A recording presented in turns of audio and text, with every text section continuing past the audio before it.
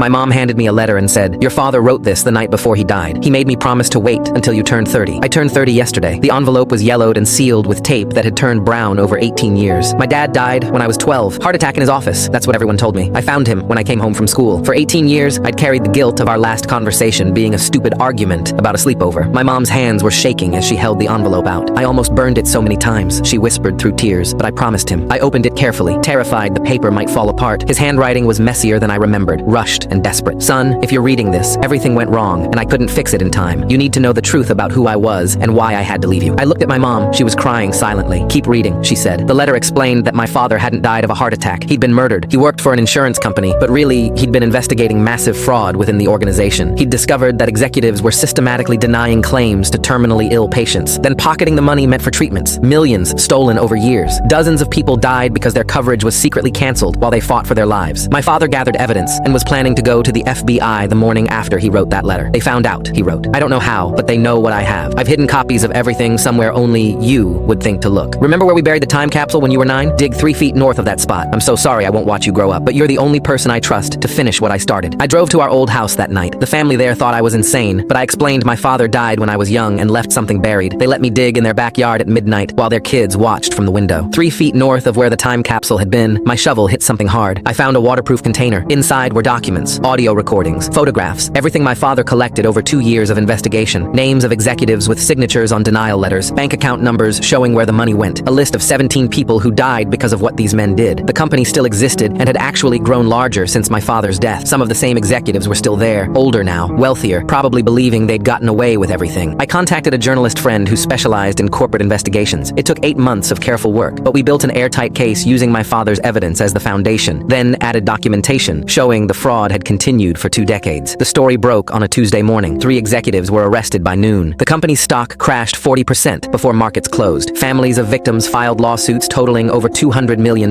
One executive tried to flee and was caught at the airport with 3 fake passports. At the trial, I sat in the front row every day for 11 weeks. When the lead executive was convicted on all counts, he looked directly at me with hatred. "Your father should have minded his own business." I stared back. "My father saved more lives dead than you ever saved alive." That night, I visited his grave for the first time in years. I put copies of all 3 guilty verdicts on the headstone and sat there until sunrise. "I finished it, Dad. Took 18 years, but I finished it." My mom joined me later that morning. She brought coffee and we sat together in silence for a long time. Finally, she spoke. "He knew they would kill him. He wrote that letter because he knew he wasn't going to survive, but he also knew you would eventually find the truth and finish what he started." I asked why she waited until I was 30. "Because he wanted you to have a normal childhood first. He wanted you to grow up without that burden, and he wanted you to be old enough and strong." Click the link on the homepage to watch the full follow-up for free.